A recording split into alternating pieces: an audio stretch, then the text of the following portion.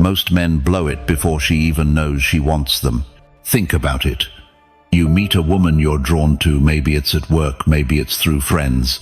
At first, there's a spark, but you move too fast, push too hard, and suddenly, it's gone. She's polite, she's distant, and you're left wondering what the hell happened. You tried to impress her with words, maybe with money, maybe with constant attention, and instead of pulling her closer, you pushed her away. Here's the truth most men never hear. Attraction isn't built in the obvious moments. It's built in the spaces between them, in the pauses, the unspoken, the things that let her imagination do the heavy lifting. Women live in the details, in the little hints you drop and the way you make her feel without spelling it all out. That's where the real connection happens, and it's where desire quietly takes root.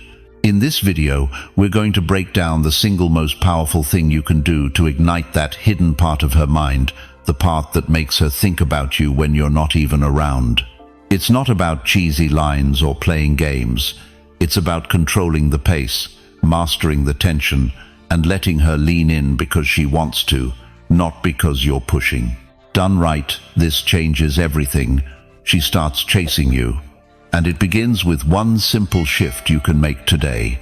Let's get into it. Number 1. Master the slow burn that keeps her hooked. There's a reason the best stories don't give everything away in the first chapter. They build, they tease, they make you turn the page because you need to know what happens next. Attraction works the same way, especially with women. The problem is, most men either rush the process or avoid it altogether. And in doing so, they kill the very thing that could have made her think about them for days. Let me paint a picture. David, 46, divorced 2 years ago, meets Laura, 42, at a charity wine tasting. There's chemistry right away. She laughs at his quick comments, touches his arm when she talks. But here's where David used to get it wrong. The old him would text her constantly the next day, try to lock down another date immediately, maybe even throw in a compliment that was too forward too soon. That pace might feel like enthusiasm to him, but to her, it's like turning on a bright light in a dim room. The atmosphere is gone. This time, David does something different. He keeps the first interaction light, leaves on a high note, and when he texts her the next day, it's short, intriguing, and doesn't demand a reply. He's not ignoring her, he's pacing the connection. Laura goes to bed that night replaying moments from the wine tasting, wondering if he's thinking about her too. That's the essence of the slow burn.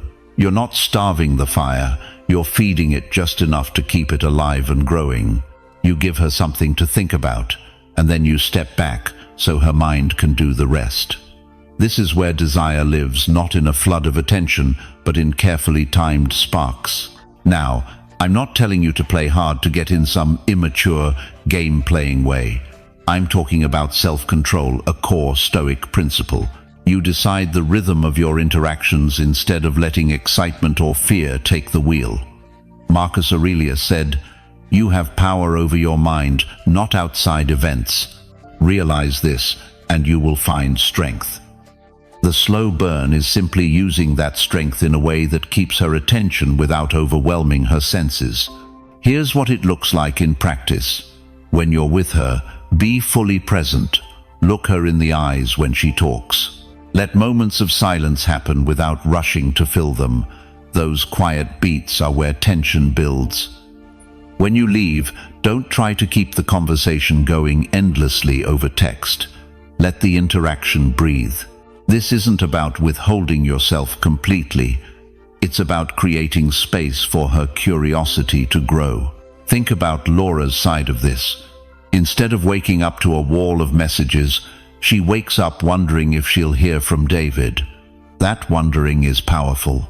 It's the same reason people binge watch a series when every episode ends on a cliffhanger. You're giving her a reason to lean in, to want more. And here's the beauty of it. When you set the pace, you avoid coming across as desperate or needy. You become the man who is comfortable in his own skin, who doesn't need to flood her with attention to feel secure.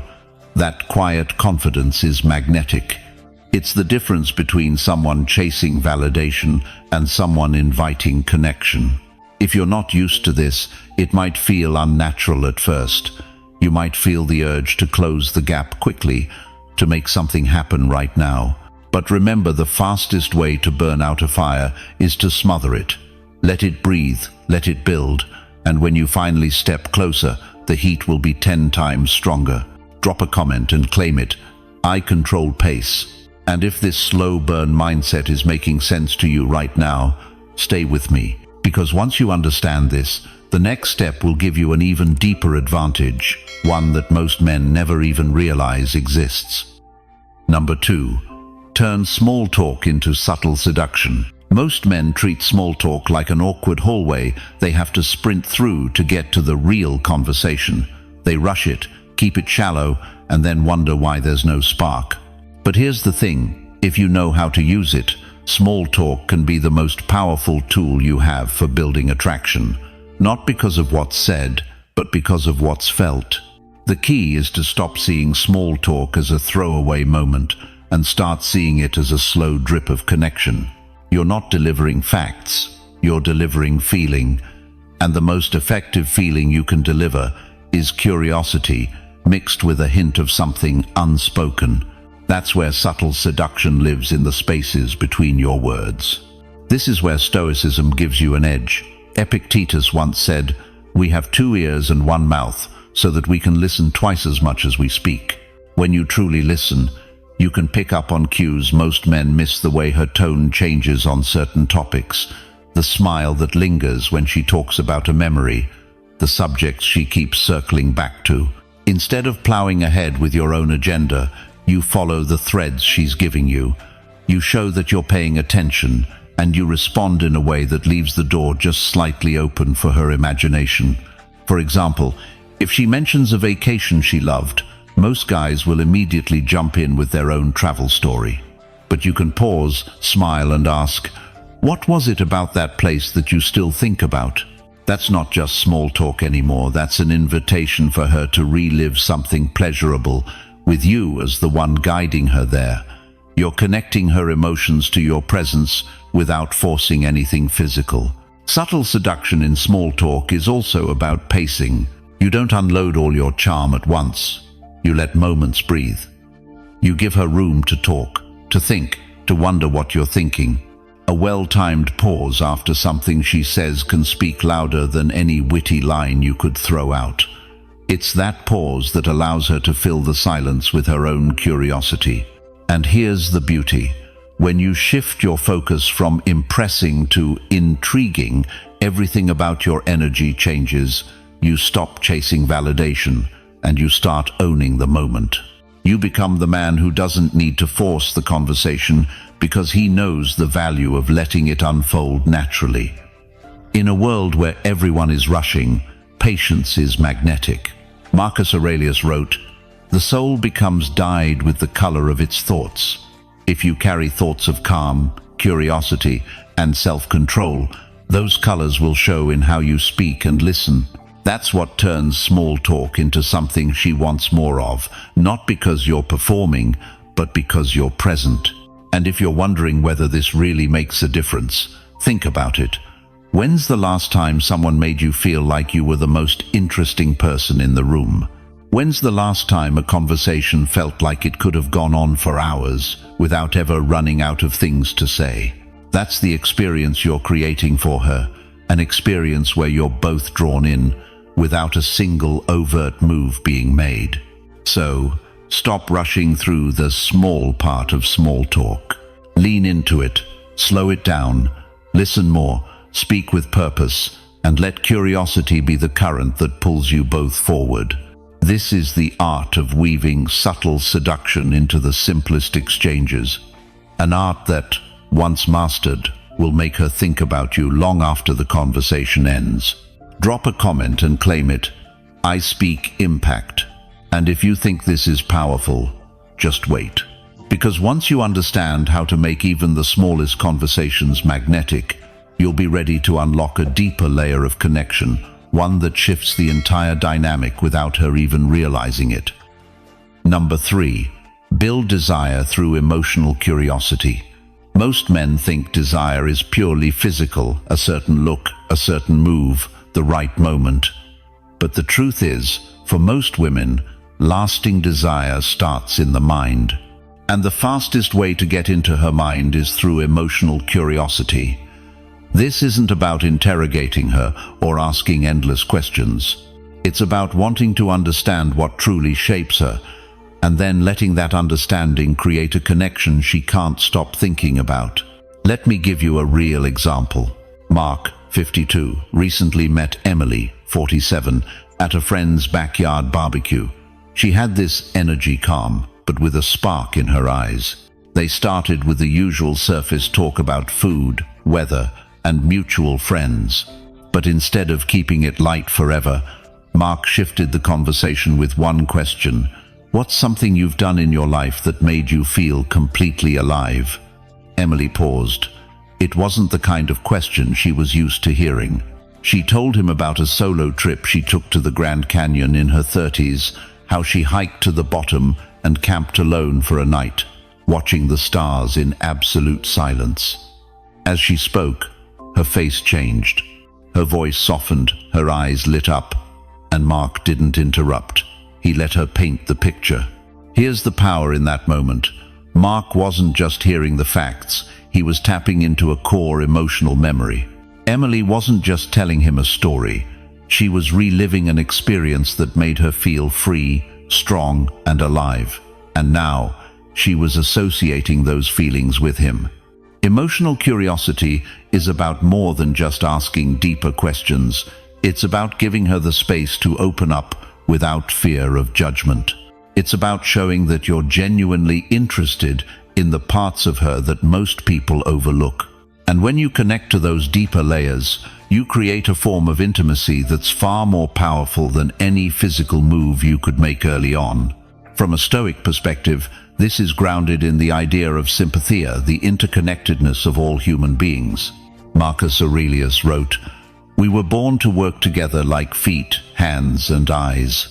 By being genuinely curious about her inner world, you're not trying to control her, you're working with her, inviting her to share herself willingly. But here's the subtlety. You don't turn every conversation into a therapy session. You mix curiosity with playfulness. You can ask about her proudest moments, but you can also ask about small, sensory things. The smell of a place she loved, the taste of a dish that brings back memories, the song that always makes her stop and listen. These details pull her back into emotional experiences, and when you're the one guiding that journey, you're part of the memory. Think back to Mark and Emily. Days after the barbecue, she found herself remembering that conversation, not because it was long or complicated, but because it made her feel seen. And feeling seen is addictive. That's the spark you're aiming for.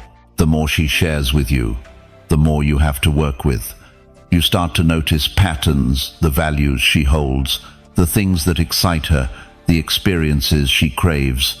And when you respond to those patterns with thoughtfulness, you become someone she feels connected to on a level most men never reach. When you build desire through emotional curiosity, you're not just attracting her body, you're engaging her mind. And once her mind is engaged, her imagination starts working in your favor. That's when she begins to think about what it would feel like to be closer to you, without you ever having to push. Drop a comment and claim it. I see deeper. And if this way of connecting feels powerful, keep going. Because when you combine this emotional pull with the right kind of presence, you create an effect that's almost impossible for her to resist. Number 4. Hint at the forbidden without crossing the line. One of the most magnetic forces in human interaction is the pull of the forbidden. It's the reason certain books get banned and instantly become bestsellers. It's why a closed door makes people wonder what's behind it. And in attraction, the same rule applies. When you hint at something just beyond reach, curiosity turns into desire. But here's the mistake most men make. They either avoid this entirely, keeping everything sterile and safe, or they swing the other way and dive straight into explicit territory. Both approaches kill the spark. The sweet spot is in the middle, the art of suggesting without stating, of letting her imagination do the heavy lifting. This doesn't mean you need to be sneaky or manipulative. In fact, Stoicism teaches the opposite. Seneca said, "What is allowed is not always honorable." In other words, just because you can say or do something doesn't mean it's wise. The power is in restraint. You keep the interaction charged without crossing the line into something crude or inappropriate. How do you do it? You create moments that feel like they could tilt into something more, but don't. Maybe it's a shared glance that lingers just a second longer than usual. Maybe it's a comment that could be taken two ways, but you never clarify which way you meant it. It's not about trying to trap her into thinking a certain way. It's about opening a door just wide enough for her to wonder if she wants to step through it. A practical example: instead of saying something directly sexual, you talk about an experience that holds sensory weight, the taste of a certain wine, the sound of rain hitting a roof late at night, the warmth of a fire after being out in the cold. These are neutral on the surface, but they carry layers of meaning depending on the listener's mindset. The beauty here is that you're giving her building blocks, and if she wants, she can assemble them into something more intimate in her own mind. There's also a pacing element to this. You don't drop suggestive moments back to back. You let them surface naturally in the flow of conversation so they feel authentic, not engineered. This keeps the tension alive because she's never quite sure when the next spark will come. From a Stoic angle, this is a form of temperance. Marcus Aurelius wrote, "The best revenge is not to be like your enemy." Applied here, it means you don't fall into the same patterns as the men who overshare, overstep, or overcompensate. You separate yourself by showing that you have control over your words, your actions, and the pace of the interaction. That control is what makes the forbidden safe enough to explore in her mind, but exciting enough to keep her hooked. It's important to remember that suggestion works best when you've already built some trust and rapport. Without that foundation, hinting at the forbidden can feel forced. But when she already enjoys talking to you, when there's already a layer of comfort, those subtle moments hit harder because they feel like an unspoken agreement between the two of you. And this is where the line really matters. The goal isn't to push boundaries just to see how far you can go.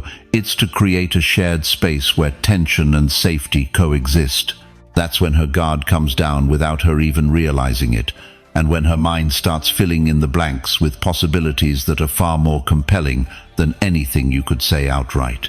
So, don't be afraid to let certain things stay unsaid. In fact, that's where the magic often is. You're not just making conversation, you're creating an atmosphere. And in that atmosphere, one well-placed moment of suggestion can be remembered far longer than 100 direct statements. Drop a comment and claim it, "I hold back." And if you've ever felt the pull of a moment that was almost something more, stay with me. Because what comes next will show you how to turn that spark into something that keeps growing long after you've walked away. Number 5. Spark her imagination with playful mystery. If there's one thing that keeps a woman thinking about you when you're not around, it's mystery.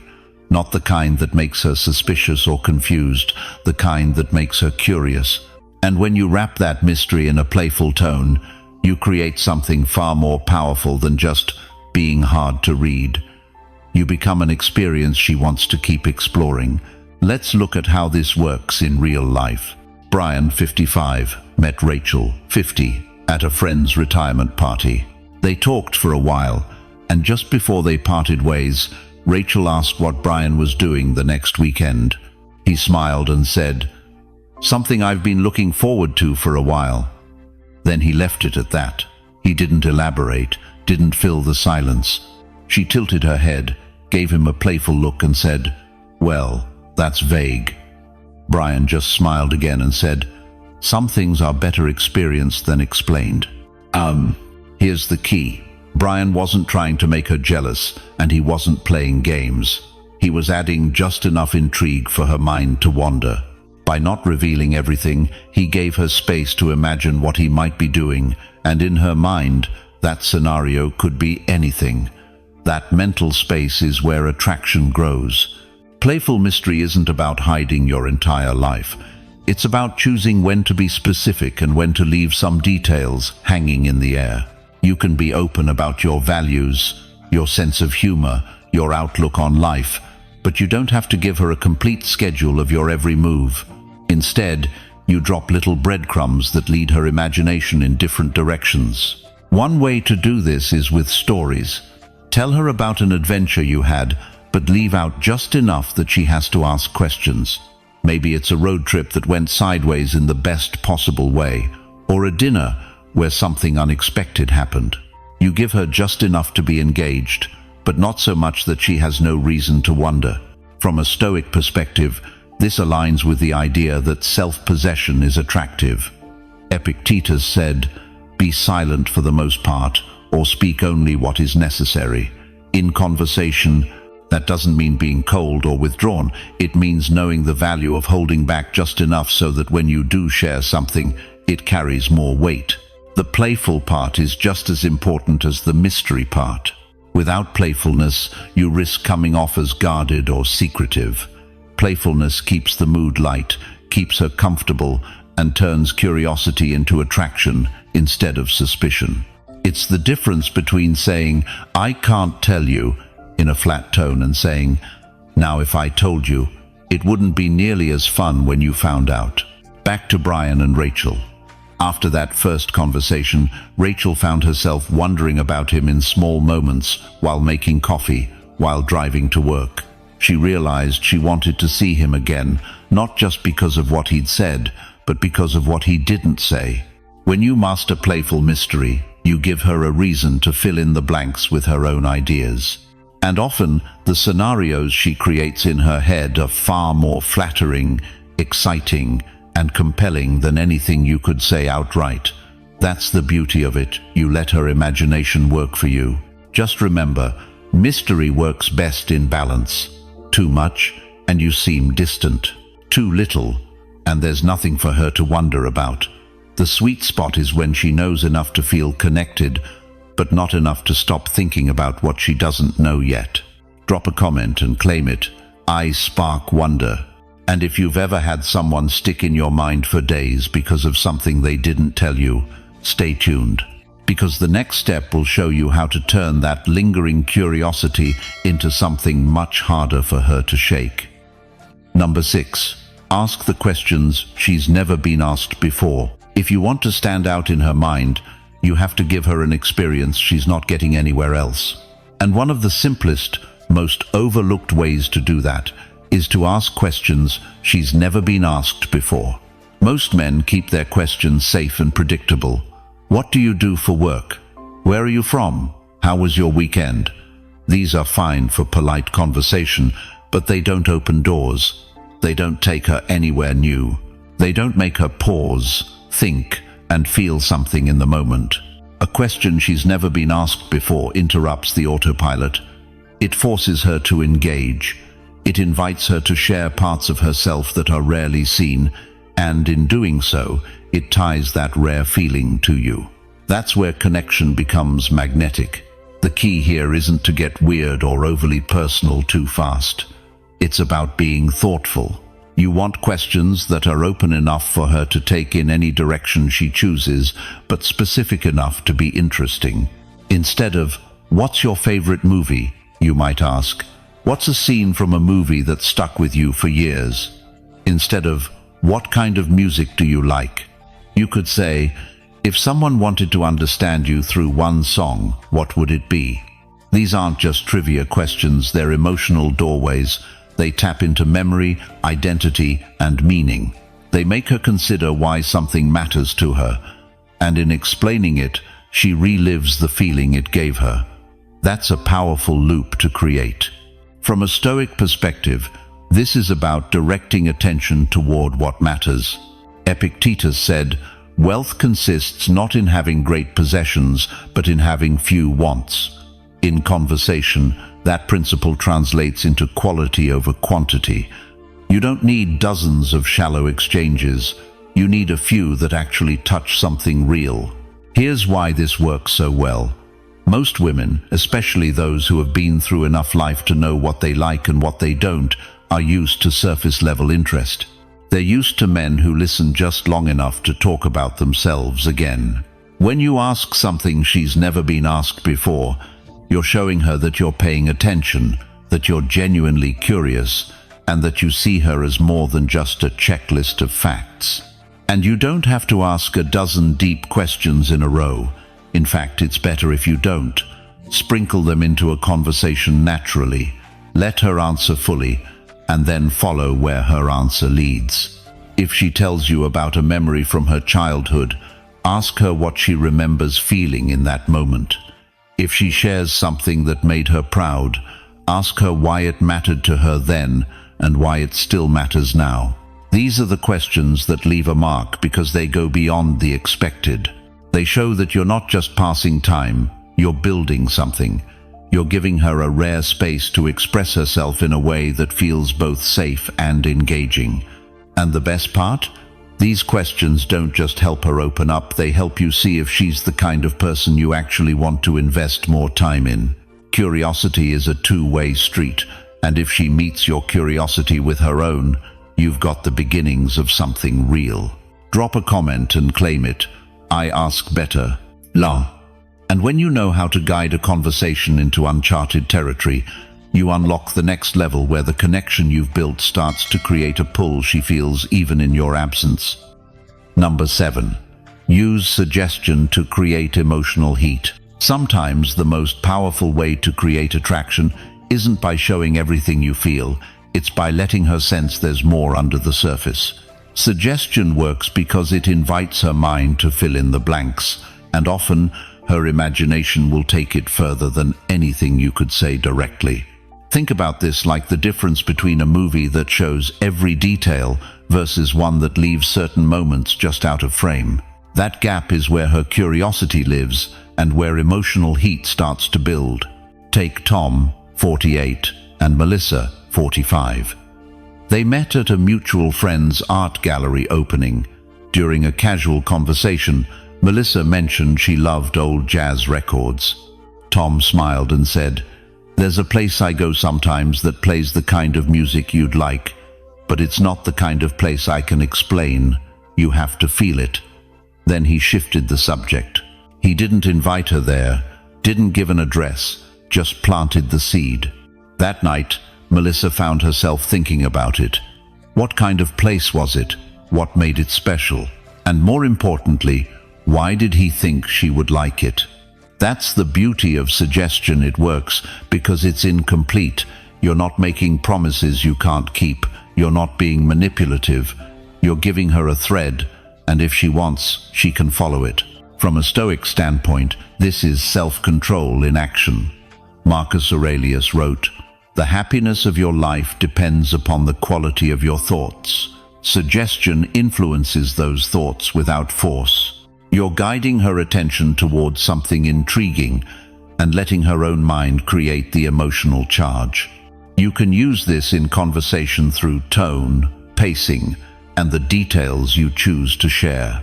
Instead of telling a full story, you share a moment, a glance across a crowded room, the smell of a certain perfume, the way the night air felt walking home.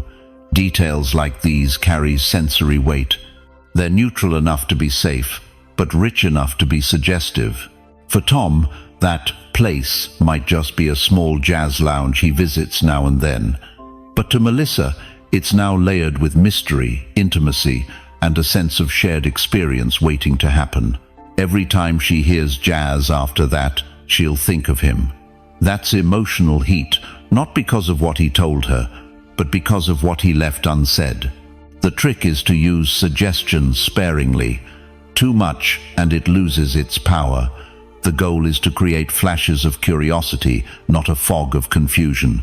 Suggestion works best when there's already some rapport, when she's already leaning in. Then, you add just enough intrigue for her to want to lean further. Drop a comment and claim it. I spark heat. And if you've ever had a moment where something simple kept replaying in your head, you'll understand exactly why the next step is so effective at turning that spark into a steady, undeniable pull. Number 8. Let her cross the line on her own. One of the biggest mistakes men make in building attraction is pushing too hard, too soon. They try to close the gap before the other person is ready, and in doing so, they kill the tension that makes the moment exciting in the first place. When you push, you take away her agency. When you hold back, when you create an atmosphere where she feels safe, curious, and drawn in, you give her the space to take the next step herself. And here's the thing, when she crosses the line, it means more. She owns the moment. She's invested in it, and she'll remember it longer. This is the same principle you see in good storytelling. The best authors don't hand the reader every detail. They set the scene and let the reader's imagination do the work.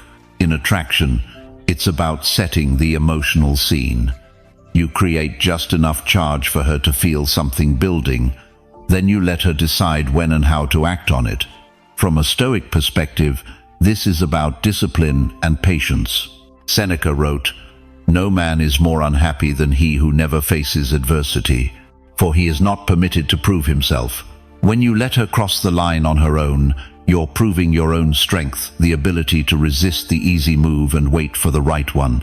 You're not chasing validation, you're creating conditions where mutual desire can grow naturally.